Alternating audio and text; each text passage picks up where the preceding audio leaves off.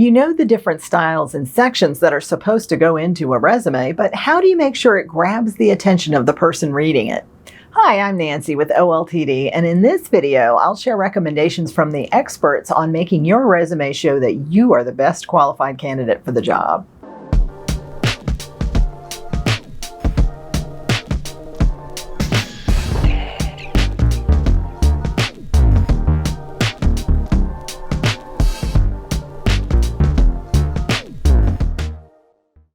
Let's talk about formatting first. Remember, employers are looking at a lot of resumes in a short time, so yours should not only look professional, but also be as easy to read as possible.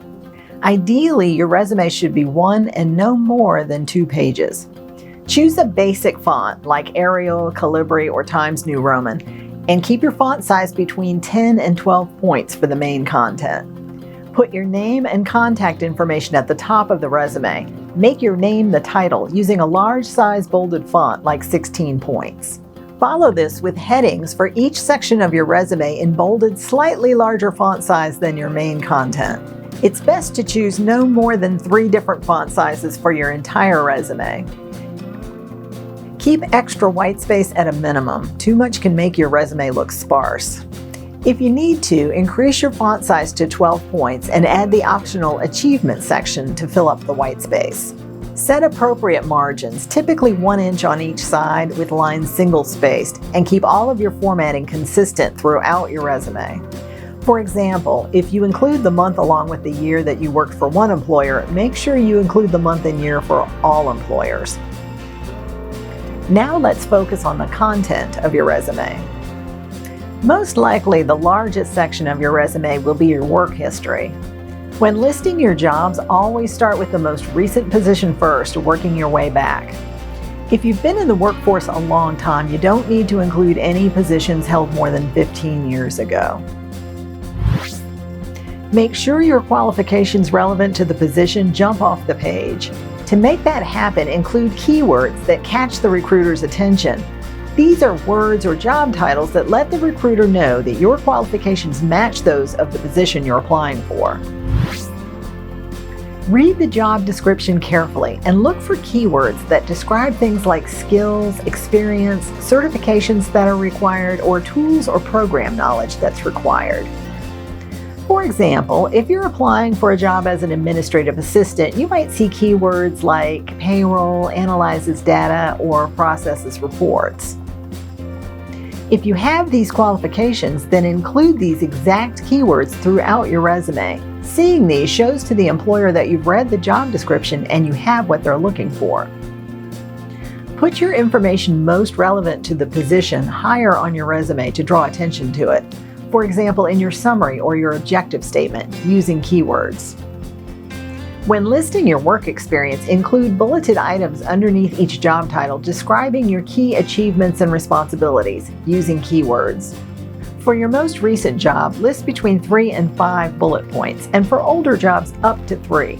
Make every bullet point count. Keep them short, concise, specific, and show how you delivered value to the organization.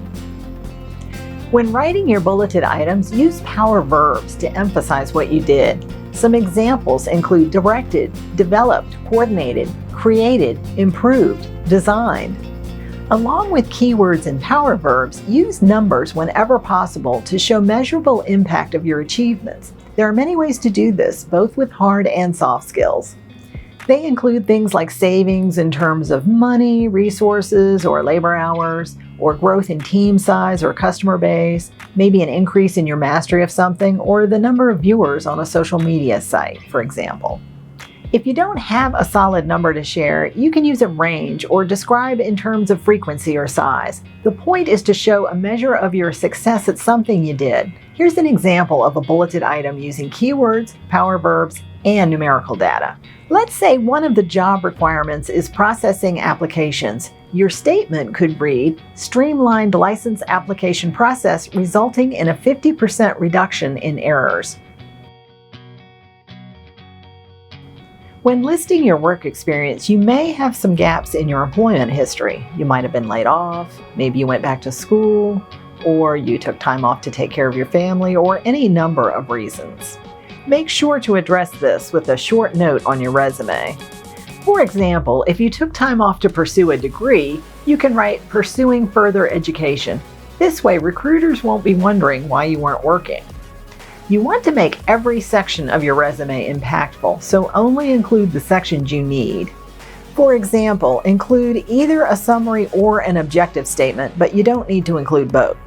If your work history is sparse, include other information like relevant courses taken, internships, projects, and other academic achievements. You can also combine sections if you don't have more than 2 bulleted items to include in a section.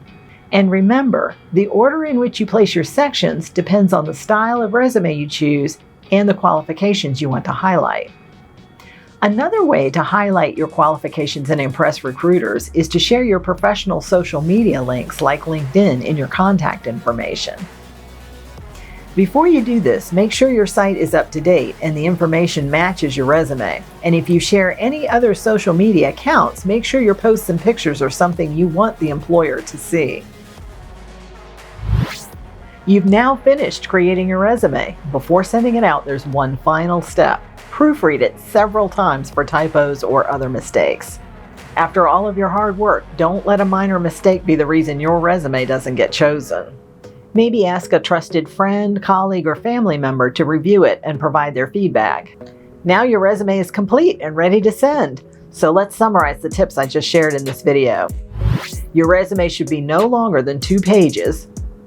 Use a professional font, no larger than 12 points for the body and no more than 3 different fonts for the entire resume. Put your contact information at the top with your name as the title. Margins should be 1 inch on all sides with lines single-spaced. List 3 to 5 of your best accomplishments from each job. Use keywords to highlight relevant qualifications. Use power verbs and numbers to emphasize your accomplishments. Explain job gaps. Make every section count.